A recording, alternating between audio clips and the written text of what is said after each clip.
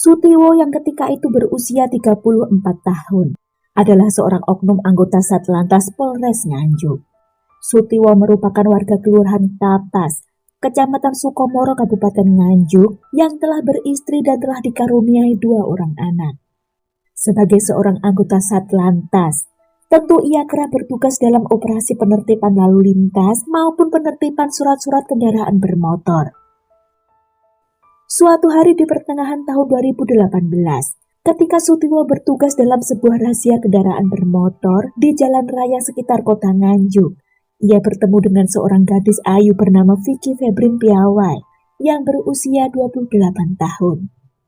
Saat itu Vicky terjaring razia lalu lintas dan terkena tilang. Paras cantik dengan kulit putih bersih seketika menarik perhatian Sutiwo. Sutiwo kemudian mengajak Vicky berkenalan dan saling bertukar nomor ponsel sambil berjanji akan membantu Vicky mengurus motornya yang kena tilang itu. Nah, bermula dari sinilah si oknum polisi yang sudah beristri ini mulai berkomunikasi secara intens dengan Vicky. Vicky Febrin Piawai, seorang gadis berusia 28 tahun, merupakan anak pertama dari 3 bersaudara, putri dari Pasutri Agung dan Rukmini. Mereka merupakan warga Kelurahan Mangundikaran, Kecamatan Nganjuk, Kabupaten Nganjuk, Jawa Timur. Pribadinya dikenal ramah, ceria, serta mandiri. Sejak lulus SMA, Vicky langsung bekerja di sebuah dealer motor sebagai marketing. Sebenarnya kala itu, sudah 2 tahun belakangan ia diketahui menjalin hubungan asmara dengan seorang purnawirawan polisi berinisial AK, berusia 63 tahun. Ya, memang dari usianya saja kelihatan ya, jarak usia mereka ini cukup jauh. Tapi entah kenapa Vicky ternyata mau dipacari oleh Pak AK ini.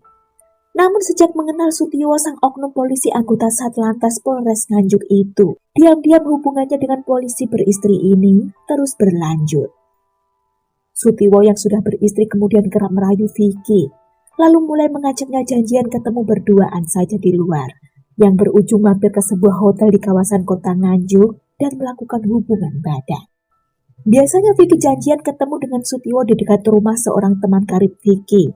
Lalu ia menitipkan motor Honda Scoopy miliknya itu di rumah si teman, kemudian pergi dengan mobil Honda Jazz warna putih milik Sutiwo. Vicky sengaja nitip motor di rumah temannya itu, karena ia takut ketahuan oleh AK pacarnya agar tak dicurigai.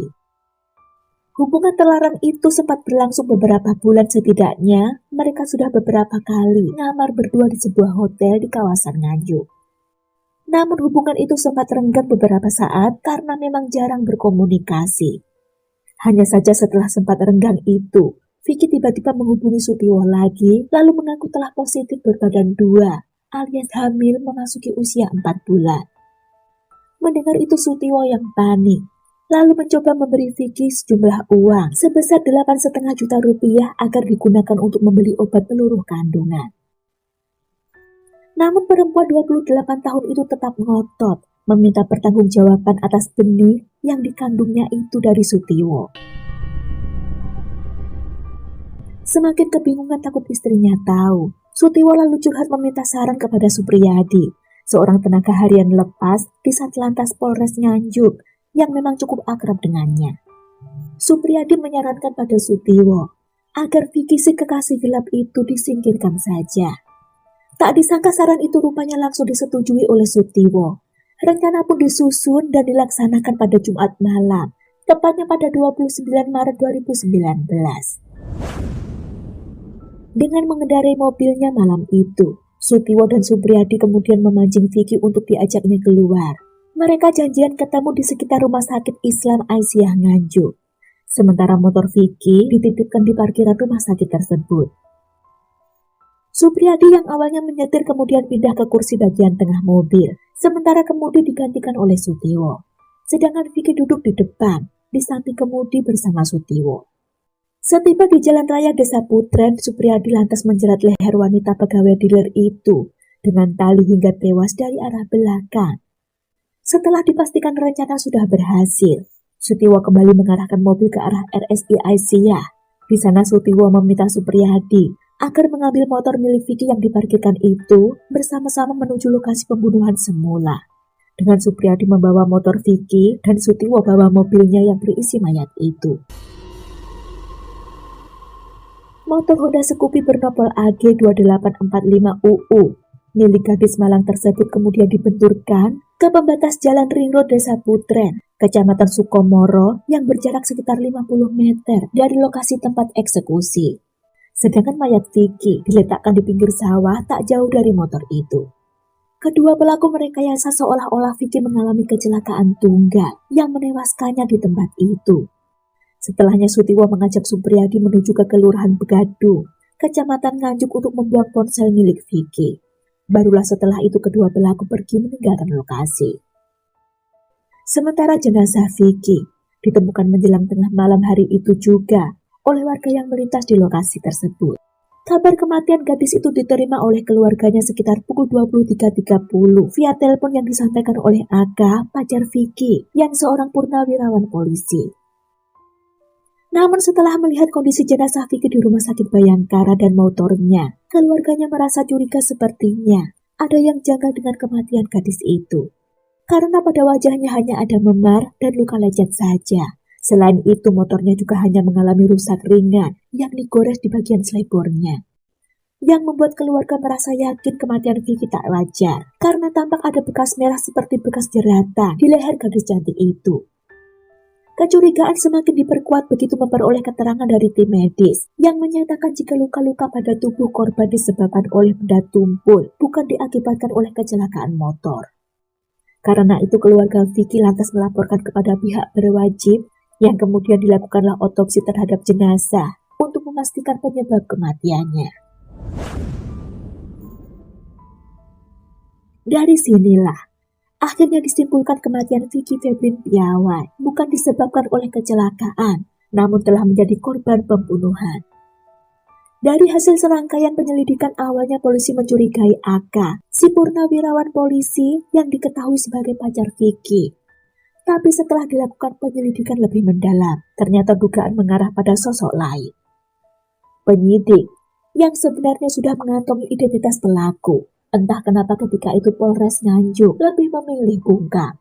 Barulah selang hampir 1 bulan kemudian, teka-teki siapa pelaku pembunuhan Vicky akhirnya diungkap. Bukan dari kepolisian, namun dari kejaksaan. Tepatnya pada Rabu 24 April 2019. Saat itu Kasipidum Kejari Nganjuk membeberkan pihaknya telah menerima surat perintah dimulai penyidikan atau SPDP atas kasus pembunuhan Vicky Febrin Piawai. Dalam SPDP tersebut diterangkan bahwa pelaku pembunuhan Vicky merupakan polisi aktif bernama Sutiwo, berusia 34 tahun yang merupakan anggota Satlantas Polres Nganjuk. Penetapan status tersangka terhadap Sutiwo sejak tanggal 12 April 2019, oknum polisi itu berlangsung ditahan dan menjalani sidang perdananya pada Kamis 29 Agustus 2019. Kepada penyidik Sutiwo mengakui memang merencanakan pembunuhan tersebut.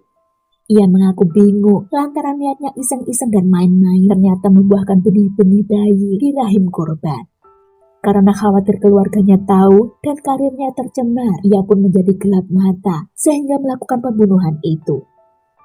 Wajah Sutiwo terus menunduk ketika mendengarkan dakwaan dirinya yang dibacakan oleh jaksa siang itu.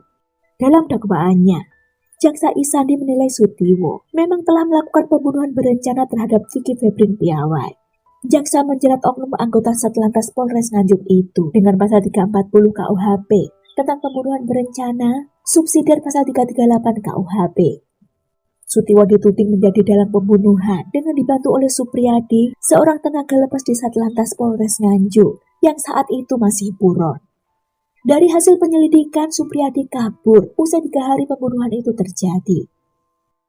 Dan pada Rabu 6 November 2019, Sutiwo menerima vonis hukuman, yakni pidana penjara selama 11 tahun oleh Majelis Hakim Pengadilan Negeri Nganjuk. Vonis tersebut lebih ringan dari tuntutan jaksa yang sebelumnya menuntutnya dengan hukuman 15 tahun penjara. Menyatakan terdakwa Sutiwo bin Sardi tersebut di atas terbukti secara sah dan meyakinkan bersalah melakukan tindak pidana pembunuhan berencana bersama-sama sebagaimana dalam dakwaan primer. Oleh karena itu, dengan pidana penjara selama 11 tahun. kata Hakim Ketua Anton Rizal Setiawan saat membacakan amar putusannya. Sekian kisah ini, sampai jumpa lagi di lain hari. See you.